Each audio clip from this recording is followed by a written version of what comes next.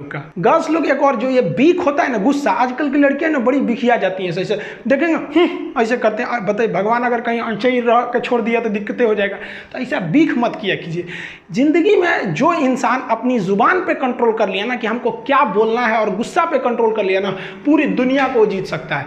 कभी भी शब्दों का इस्तेमाल सोच समझ के कीजिए। शब्द का इस्तेमाल भोजन की तरह होता है। जिस तरह से भोजन परोसने से पहले चख लेते हैं, वैसे ही आप लोग भी किसी से बिहेव करने से पहले एक बार उसको चख लिया कीजिए कि ये शब्द मेरे लिए अच्छे हैं कि नहीं।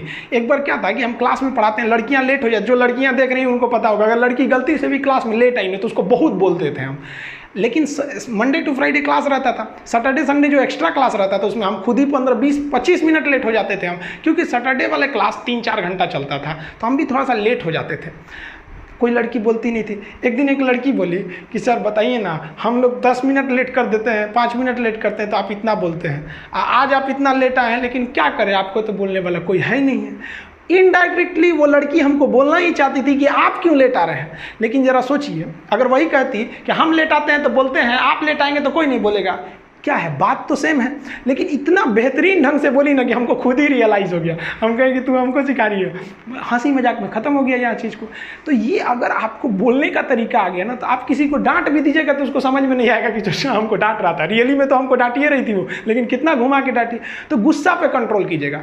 आप दुनिया में कभी किसी को खुश नहीं रख सकते हैं, और आप कितने बुलंदी पे चले जाएंगे ना, लोग आपको गाली देने वाले मिलेंगे ही। आप राष्ट्रपति से लेकर देखिए, आप नरेंद्र मोदी से तो बड़े नहीं ना हैं, प्रधानमंत्री, उनको भी आपको देखिएगा गाली देने वाले मिलेंगे सब। आपको हम अपना एग्जांपल देते हैं, हम इतना मेहनत से चाइना बॉर्डर पे क्या हो रहा है, कहाँ क्या हो रहा है, इतना बेहतरीन ढंग से आपको बता देते हैं कोई भी चीज़ को। अभी क्या किया, एक लड़का कमेंट किए, देखिए इनका कमेंट देखिए, हम जानबूझ के आपके सामने लाए, लिखे कि साले पैसे की फंडिंग करके तू पाकिस्तान को ट्रांसफ़र करेगा। आप जरा देखिए, ये भाई साहब को मेरे लिए कुछ नहीं पता है। पटना में आज भी अगर किसी को ब्लड घट जाता है तो मेरे पास आता है, अनाथ बच्चों को हमारे पास भेज दिया जाता है। ये सब ये हमारे बारे में कुछ नहीं जानते हैं, ये अपनी मेंटेलिटी दर्शा रहे हैं यहाँ पर। अब एक नॉर्मल आदमी क्या रहेगा, या तो इसको भी गाली देगा या तो इसको ब्लॉक कर देगा। हम ना इसको गाली दिए ना इसे ब्लॉक कर दिए, इनको आराम से जवाब दिए कि भगवान ना करे बट लाइफ में आपको कभी मेरी हेल्प चाहिए हो तो बोलिएगा। आई एम इंडियन मुस्लिम, मुझे आपसे देशभक्ति की कोई सर्टिफिकेट नहीं चाहिए। आप बताइए, आप 100% कभी किसी को सेटिस्फाई नहीं कर सकते।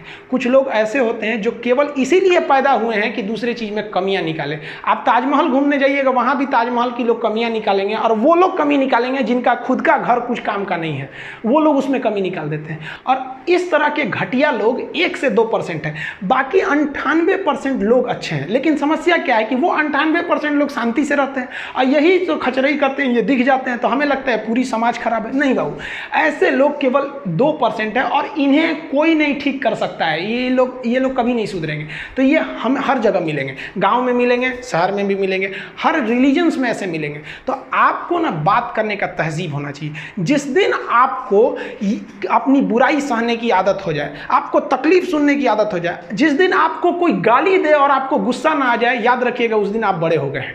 उस दिन समझ जाइएगा कि हाँ, हम बड़े हो गए, अब नहीं। वरना ऐसा नहीं कि दाढ़ी मूंछ आ गए, आप बड़े हो गए तो इससे बड़ा कहा जाता है। इंसान मेंटली बड़ा होता है। आपको पता है, ये भाई साहब मेरा फिर से रिप्लाई किए थे कि सॉरी सर, हम आपके बारे में बोल दिए। लेकिन अगर हम इसे गाली देते तो ये फिर पलट के गाली देता, क्योंकि शुरुआत में ही गाली दिया हुआ था। तो सत्य और अहिंसा का मार्ग आज भी जिंदा है, केवल अपनी जुबान पे आप कंट्रोल रखें।